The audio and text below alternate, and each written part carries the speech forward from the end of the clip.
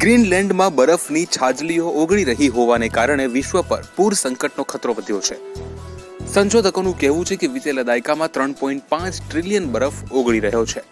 સંશોધકોએ ઉપગ્રહની તસવીરોની મદદથી ગ્રીનલેન્ડમાં ઓગળી ચૂકેલા બરફના થરનો અભ્યાસ કરીને અંતે જણાવ્યું છે કે બરફ ઓગળવાને કારણે વિશ્વભરના સમુદ્રની સપાટીમાં 1 સેન્ટીમીટરનો વધારો થયો છે. વર્ષ 2012 અને 2019ના ઉનાળામાં બરફ ઓગળવાનું પ્રમાણ વિશેષ વધ્યું છે. આ બંને વર્ષમાં વિતેલા 40 વર્ષમાં ઓગળ્યો ન હોય તેટલો બરફ ઓગળ્યો છે.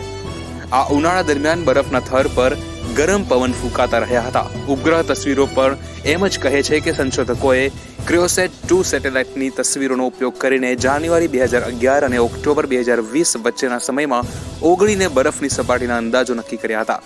આમ તો ગ્રીનલેન્ડનો બધો બરફ ઓગળી જાય તો વિશ્વમાં સમુદ્રની સપાટી 20 ફૂટ વધી જાય.